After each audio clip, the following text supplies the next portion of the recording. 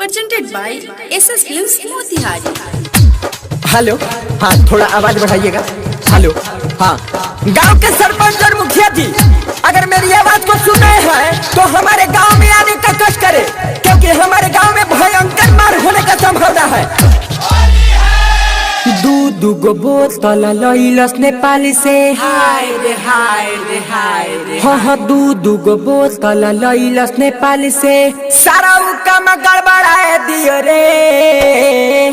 का कहीं सखी हमारी यारबा यही होली में मार चटका दियो रे। दारू पी पी के मार चटका दियो रे, दारू पी पी के मार चटका दियो रे।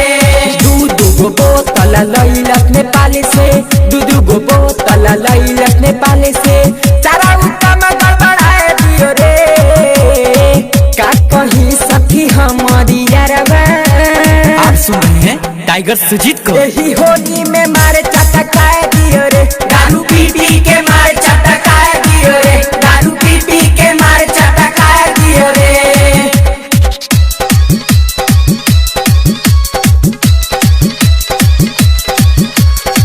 अरे का रे, तू हमारा दूरा पर चढ़ के गाड़ी लेता रे।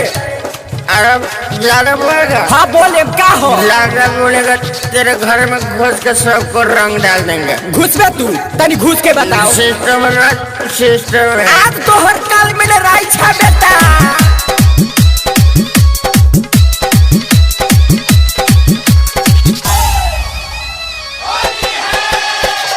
रे दादा पीले बजाता एकरा न कुछो बुझाइल। लाला जी के घर में घुसल रहुए, लाते जूते बाटी टाइल। हाय हाय हाय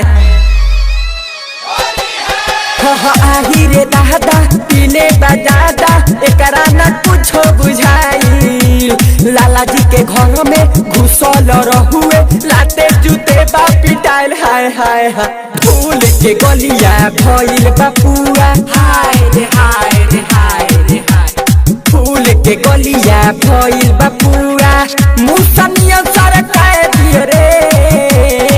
का कहीं सखी हमारी यारबा यही होली में मार चटका दियो रे। दारू पी पी के मार चटका दियो रे, दारू पी पी के मार चटका दियो रे।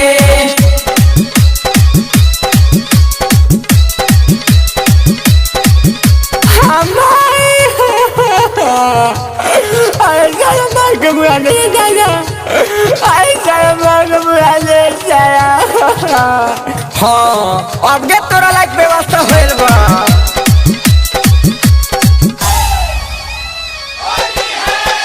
गाजा तई हो पियत रहुए, पियत अबई सौखी। रहिया में कौनो लड़की के देखे तो कहता सब नाम मौसी। हाय हाय हाँ गाजा तई हो पियत रहुए, पियत अबई सौखी।